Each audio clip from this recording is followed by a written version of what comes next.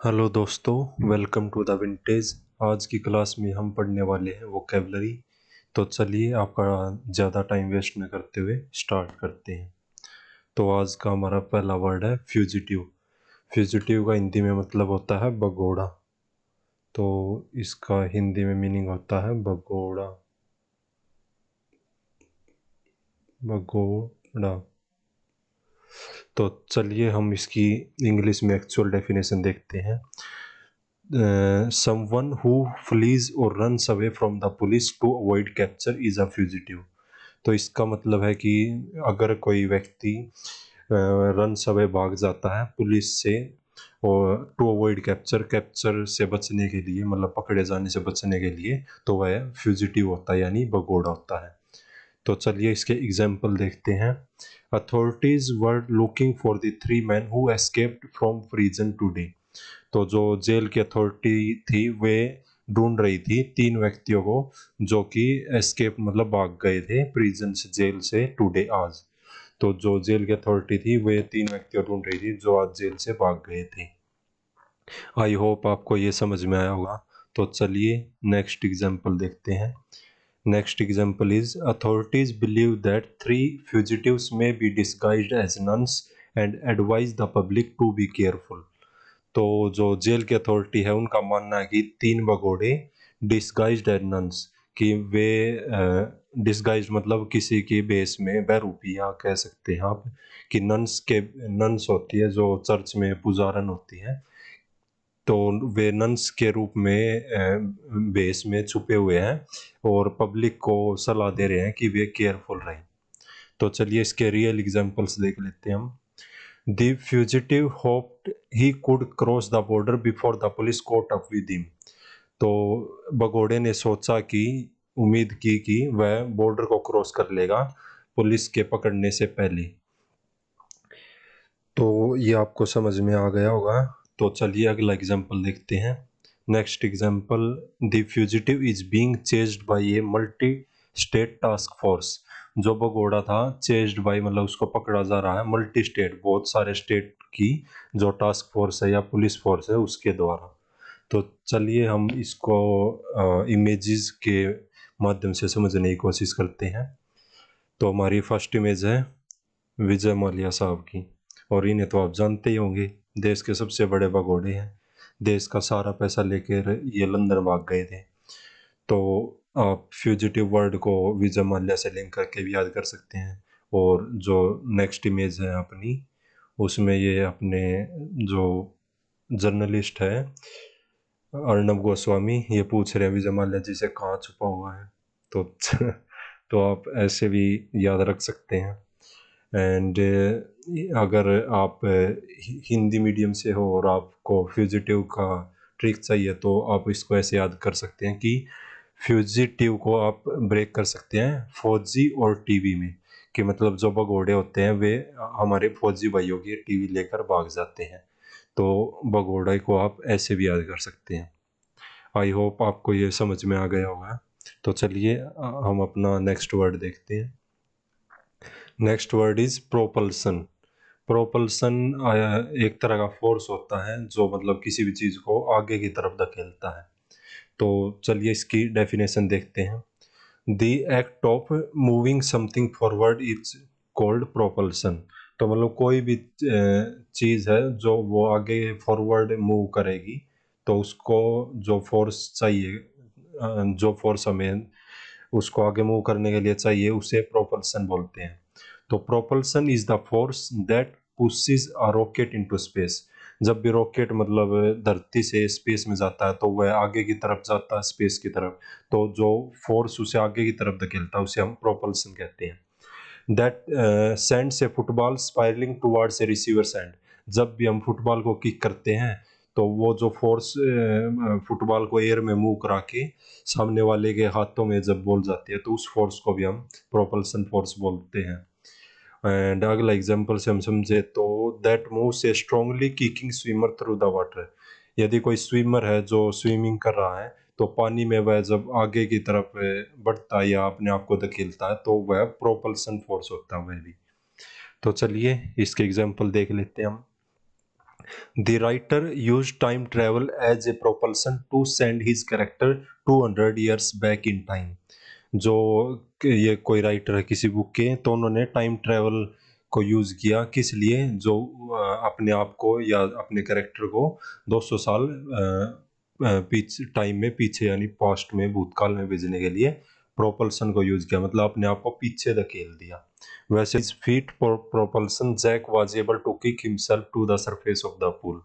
तो जो हमारे जैक भाई हैं ये मतलब प्रोपल्सन फोर्स को यूज करें, मतलब आगे की तरफ धकेलने वाला फोर्स यूज करके, मतलब अपने पैरों से। तो ये जो पूल में नहा रहे थे वहाँ डूब रहे हो गए शायद, तो इन्होंने अपने आप को किक किया और फोर्स लगाया जिसे हम प्रोपल्सन कहते हैं, और ये पुल के ऊपर आ गए। तो चलिए इसे अब इमेज के माध्यम से समझने की कोशिश करते हैं। तो ये है हमारा रॉकेट और ये रॉकेट जा रहा आगे स्पेस में। तो जो ये आगे की तरफ बढ़ रहा है इस फोर्स को कहते हैं प्रोपल्सन। तो चलिए अगली इमेज देखते हैं। नेक्स्ट इमेजेस, ये जो पानी में आगे की तरफ तैर रहे हैं या इनको जो फोर्स खींच रहा आगे की तरफ, तो ये भी प्रोपल्सन फोर्स ही है। अब हमारे हिंदी मीडियम वाले भाइयों और बहनों के लिए प्रोपल्सन को अगर आप ट्रिक से याद करना चाहते हो तो इसे आप ऐसे याद कर सकते हो कि pro plus Pulsar. Pro mean पूरा, पल्सर मीन पल्सर बाइक आपने देखी होगी। तो अगर आप पल्सर बाइक की पूरी, प्रो मीन पूरी, पूरी अगर स्पीड दोगे तो वह आपको आगे की तरफ धकेलेगी। या फिर आप पल्सर पर पूरी स्पीड में जा रहे हो और आपने ब्रेक लगा दिए तो वह आपको आगे की तरफ धकेल देगी या आगे की तरफ फेंक देगी। तो इसको आप ट्रिक के माध्यम से ऐसे याद कर सकते हो। आई होप आपको ये समझ में आ गया होगा। तो चलिए नेक्स्ट वर्ड देखते हैं। Next word is एमेनेबल। एमेनेबल होता है मतलब जो भी आपकी बातों को मान ले, आपने उसे कुछ कहा और वह आपसे एग्री कर गया, आपकी बातों को मान गया, तो उसे हम कहते हैं एमेनेबल। तो चलिए इसकी डेफिनेशन देखते हैं। Definition is, if your friends want to try skydiving and you are amenable to the idea, sounds like you are going to be jumping out of a plane। तो इसमें यह कहना चाह रहा है कि अगर आपके फ्रेंड स्काई डाइविंग करना चाहते हैं, मतलब वो प्लेन में से नीचे कूदना चाहते हैं, पैराशू मतलब पैराक्ला क्या बोलते हैं इसे, मतलब जो भी है, हवा में अगर आप डाइव करना चाहते हो, हवा में आप लटकना चाहते हो या झूलना चाहते हो, मतलब आपके फ्रेंड, तो अगर आप कहते हो कि I am amenable to the idea, मतलब मुझे ये आइडिया पसंद आया, तो मतलब इसका मतलब कि आप भी प्लेन से बाहर जंप कर जाओगे। नेक्स्ट एग्जांपल के माध्यम से समझने की कोशिश करते हैं, अगर आपको ये समझ में नहीं आया तो। If a person or thing is amenable to something they are ready, willing or responsive. मतलब कोई भी व्यक्ति अगर अमेनेबल है मतलब वह उस बात को करने के लिए रेडी है, विलिंग है मतलब उसकी इच्छा है, और रिस्पॉन्सिव मतलब वह उस काम को करने के लिए रेडी है। तो चलिए रियल एग्जांपल्स देखते हैं हम इसके। My husband never complains about anything. तो वाइफ बोल रहे हैं कि मेरे हस्बैंड कभी भी किसी भी चीज़ के बारे में कंप्लेंट नहीं करते हैं, और is amenable to all my vacation suggestions. और जब भी मैं उन्हें छुट्टियों की सजेशंस देती हूँ, हम अब की छुट्टियाँ कहाँ पर घूमने जाएंगे या ट्रिप पे जाएंगे या टूर पे जाएंगे, तो वह अमेनेबल है। अमेनेबल मतलब वो मान जाते हैं, विलिंग है। Next example is Tom's 5-year-old daughter was not amenable to the idea of postponing her birthday party। जो टॉम की 5 साल की जो डॉटर थी, बेटी थी, वह मतलब अपनी बर्थडे पार्टी का पोस्टपोन होता है, मतलब बाद के लिए स्थगित कर देना या बाद के लिए टाल देना। तो मतलब वह अपनी बर्थडे पार्टी को टाल देने के लिए तैयार नहीं थी। नॉट अमेनेबल मतलब वह रेडी नहीं थी। तो ये आपको समझ में आ गया होगा। तो चलिए इमेज के माध्यम से इसे समझने की कोशिश करते हैं। तो ये अपनी आलिया जी, अगर कोई आपको आपने किसी लड़के को प्रपोज किया और उसने मना कर दिया तो आपकी हालत ऐसी हो जाएगी। तो उसने आपके आइडिया वो अमेनेबल नहीं था आपके प्रपोजल के लिए, मतलब रेडी नहीं था।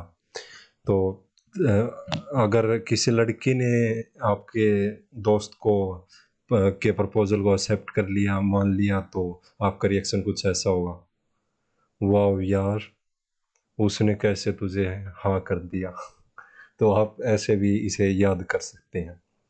और जो हमारे हिंदी मीडियम वाले दोस्त हैं, उनके लिए मैं ट्रिक बता देता हूँ। एम एन एबल को आप ऐसे ब्रेक कर सकते हो, ए मैन एबल। एक सेकेंड, ए मैन एबल। तो इसको आप, ए मीन एक, मैन मीन आदमी, एबल मीन लायक। एबल होता है किसी भी काम करने के लिए लायक, या जिसमें उसकी एबिलिटी हो, जोश हो। तो ये आलिया जी बोल रहे हैं कि एक मैन जो जिनको इन्होंने प्रपोज किया कि वह मेरे लायक नहीं है, आई एम एनेबल, कि मतलब वह एक आदमी मेरे लायक नहीं है, मैं किसी और को ढूंढूंगी। तो आप इसे ऐसे भी याद कर सकते हैं, आई एम एनेबल, या फिर एक मैन मेरे लायक है। तो आई एम एनेबल मतलब लायक, मतलब विलिंग, मतलब वो हमारे प्रपोजल को एक्सेप्ट कर लेगा। तो चलिए, आपको ये समझ में आ गया होगा, तो अगला वर्ड देखते हैं। और आपको मज़ा भी आ रहा होगा। तो अगर आपको मज़ा आ रहा तो जो मर्जी आप कीजिए। अगर आपको मज़ा आ रहा है तो चैनल को आप सब्सक्राइब कर सकते हैं, वरना आप नहीं भी करेंगे तो कोई प्रॉब्लम नहीं है। हमारा नेक्स्ट वर्ड है ट्रूस। ट्रूस का मतलब होता है कि मतलब जब हम फाइटिंग रोक देते हैं तो उसे बोलते हैं ट्रूस। जब हम लड़ाई करना बंद कर देते हैं। लेकिन ट्रूस कोई मतलब परमानेंट सॉल्यूशन नहीं है कि हमने लड़ाई को परमानेंटली रोक दिया, ये कुछ समय के लिए भी हो सकता है। तो चलिए इसकी डेफिनेशन देखते हैं। When two warring sides decide to call it quits, it's called a truce. इसका कहने का मतलब जो दो साइड जो वार कर रही हैं, दो पार्टी जो वार कर रही है, वे डिसाइड कर लेती है, तय कर लेती है कि अब हमें क्विट करना, कि अब हमें लड़ाई छोड़नी है, तो उसी को हम ट्रूस बोलते हैं। तो ट्रूस होता है an agreement to end fighting. तो जो हम समझौता करते हैं, शांति समझौता फाइटिंग को रोकने के लिए, उसको हम ट्रूस बोलते हैं। तो चलिए इसके एग्जाम्पल से समझने की कोशिश करते हैं।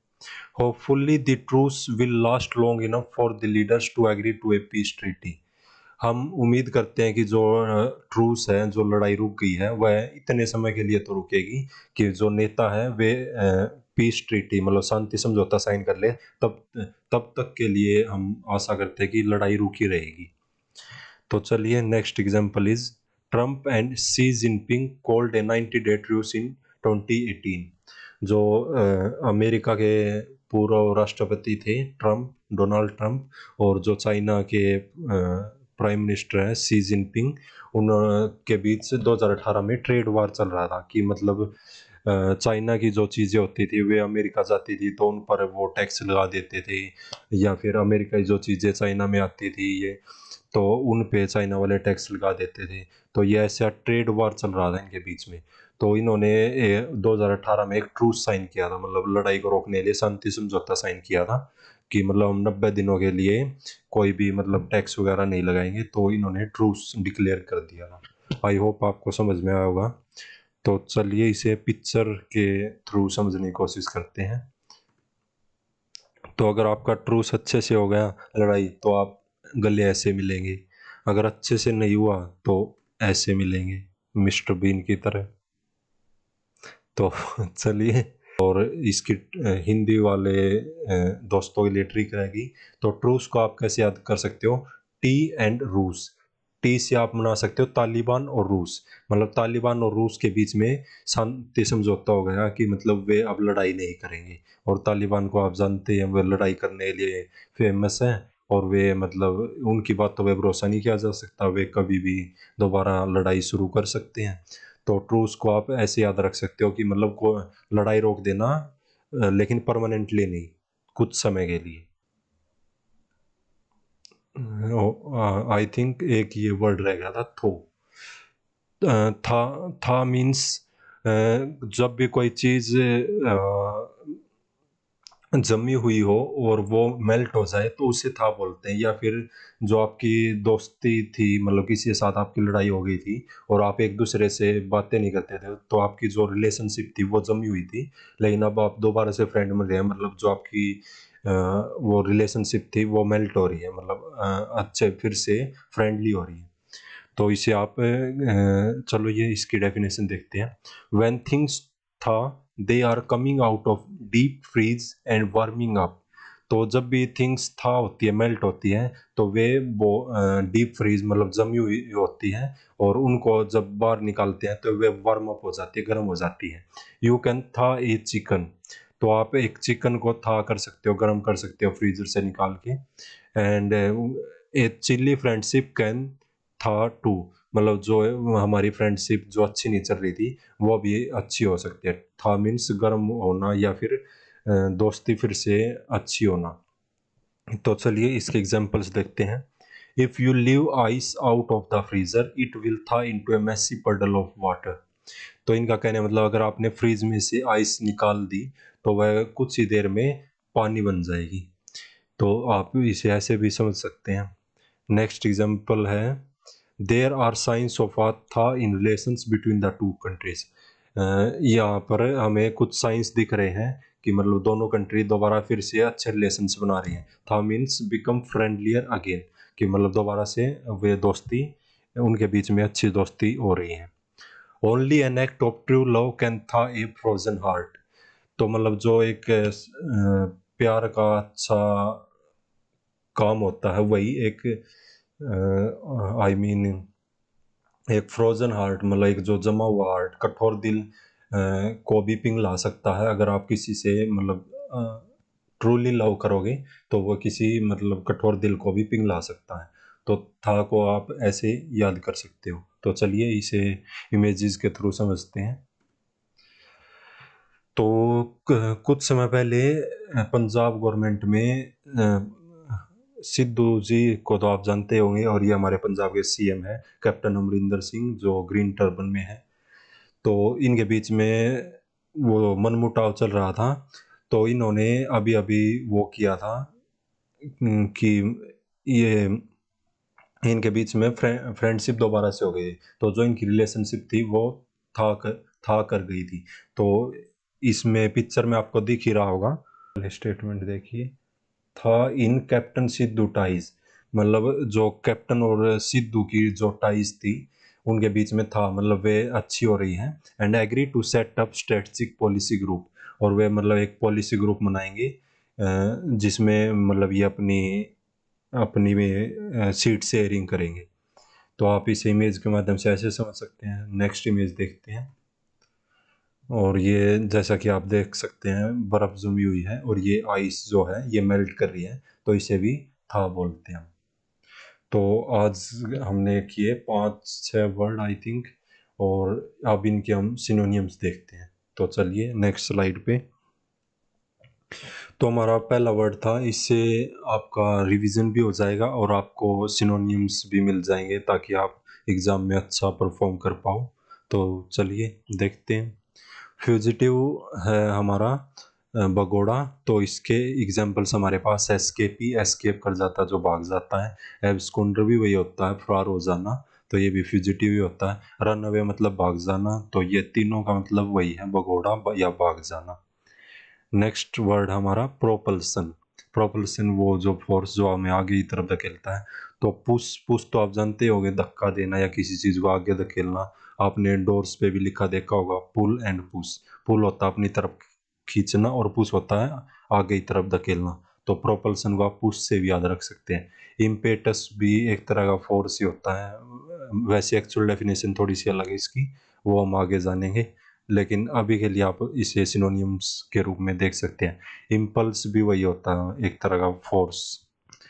तो चलिए आगे अगला वर्ड हमारा अमेनेबल। अमेनेबल वही किसी की बातों को मानने के लिए तैयार हो जाना।